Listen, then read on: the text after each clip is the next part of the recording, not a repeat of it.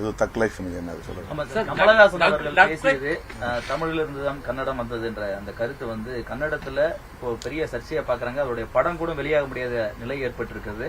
அதே மாதிரி நீதிமன்றமும் வந்து மன்னிப்பு கேட்க முடியாதன்ற கேள்விகளை முன் வச்சிருக்காங்க. எப்படி பாக்குறீங்க சார் கமலஹாசன் அவர்கள் பேசினது?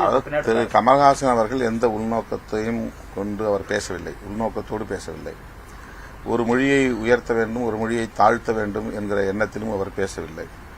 அவர் அந்த இசை வெளியீட்டு விழா நிகழ்விலை பேசுகிற போது மிக இயல்பாக இவையெல்லாம் ஒரே குடும்பம் என்கிற பொருளில் பேசியிருக்கிறார்.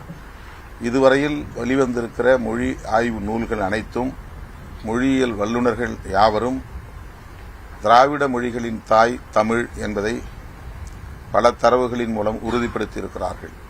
கால்டுவேல் அவர்களின் நூல் திராவிட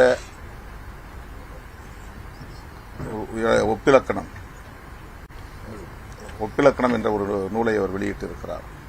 அந்த ஒப்பிலக்கணம் என்பது தமிழிலிருந்துதான் பிற மொழிகள், தென்னிந்திய மொழிகள் தோன்றி இருக்கின்றன என்கிற கருத்தை உறுதிப்படுத்துகிறது. இந்த ஆய்வுகளின் கருத்துக்களில் இருந்துதான், முடிவுகளில் இருந்துதான் கமல்ஹாசன் அவர்களின் கருத்து வெளிப்பட்டிருக்கிறது. கன்னடர்கள் இதை எப்படி புரிந்து கொண்டார்கள் என்று தெரியவில்லை.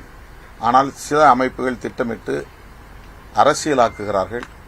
அதை நாம் மீண்டும் கூர்மைப்படுத்த வேண்டிய தேவையில்லை.